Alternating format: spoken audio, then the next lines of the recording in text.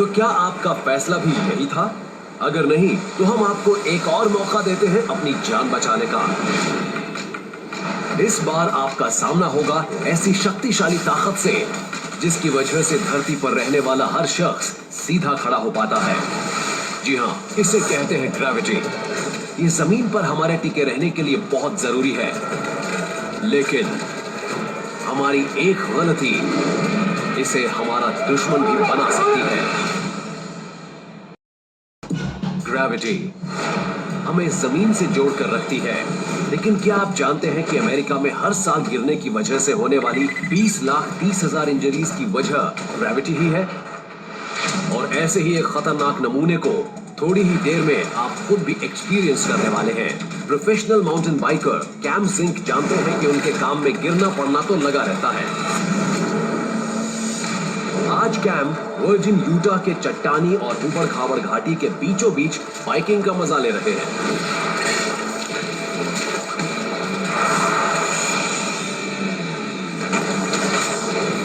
लेकिन आज वो एक पुरानी कहावत से गुजरने वाले हैं, जिसके हिसाब से जो ऊपर उठता है वो नीचे जरूर आता है। ये बहुत ही भयानक क्रैश था, लेकिन क्या कैम ऐसा कुछ कर सकते थे जिससे ये एक्सीडेंट उनके लिए कम दर्दनाक साबित होता? सोचिए, क्योंकि हम आपको वापस वहीं ले जा रहे हैं जहां से कैम की बाइक ने उछाल मारी थी। क्या आप अपने विवेक का इस्तेमाल करके ऐसा कुछ कर सकते थे जिससे इस एक्सीडेंट में आपको थोड़ा कम नुकसान पहुंचता? ऐसी हालत में आप क्या करेंगे? ए, हैंडल बार्स पर अपने हाथ जमाकर बाइक का साथ नहीं छोड़ेंगे। बी, अपने हाथ पैर को फैलाकर इंपैक्ट के सरफेस एरिया को बढ़ा देंगे। या सी, अपने घुटनों को मोड़कर झटके के लिए खुद को तैयार कर लेंगे। आगे बढ़ने से पहले कुछ बातें जान लीजिए। आप आधे हवा में हैं और एक गहरी खाई के ठीक ऊपर हैं, जहां नीचे एक मजबूत चट्टान आपके गिरने का इंतजार कर रही है। टेक ऑफ के वक्त आप जमीन से कुछ 25 मीटर ऊपर जाते हैं, जो कि एक ओलंपिक हाई डाइव से 3 गुना ज्यादा ऊंचाई है। और हाँ, यहां तो लैंड करने के लिए पानी भी नहीं है। इतनी हाइट से आप कैनियन रॉक से तकरीबन 80 किलोमीटर प्रति घंटा की रफ्तार से टकराएंगे और ये झटका तकरीबन 160 टन के फोर्स से लगेगा, जो कि 3 हम्पबैक व्हेल्स के वेट के बराबर होगा। आपके पास 3 ऑप्शंस हैं, अपनी चॉइस जल्दी बताइए। ए, बी या फिर सी। तो क्या करेंगे आप?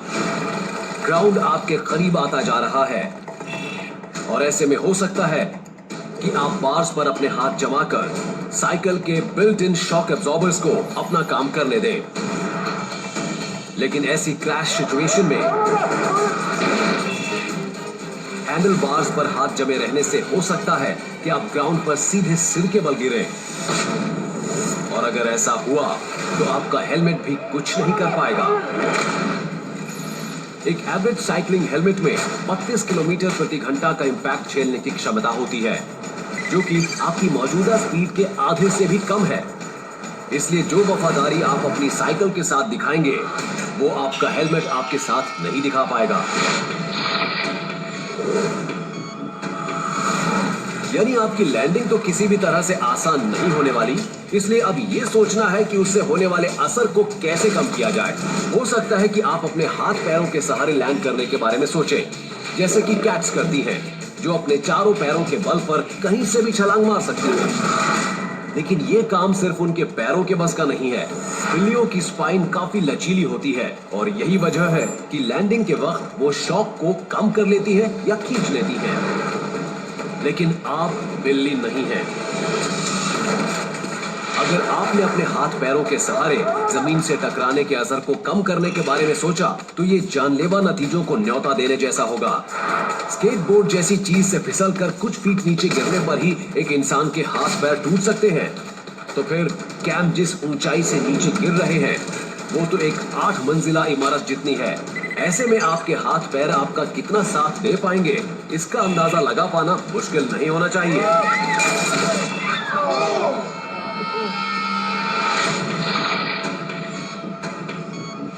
तो फिर आपको क्या करना चाहिए? चाहे आप 80 फीट ऊपर से गिर रहे हो या फिर किसी सीढ़ी पर से, अगर चलने फिरने के लायक बचना है तो अपने घुटनों को मोड़कर इंपैक्ट के लिए खुद को तैयार करना ही समझदारी होगी। जैसे ही आप नीचे टकराएंगे, आप चाहेंगे कि आपकी बॉडी एक अकॉर्डियन की तरह मूव करे और आपका हर एक जॉइंट झटके को अपने अंदर खींचकर उसे कम कर दे। लेकिन ऐसा करने के बावजूद आप तकलीफ से बच नहीं पाएंगे।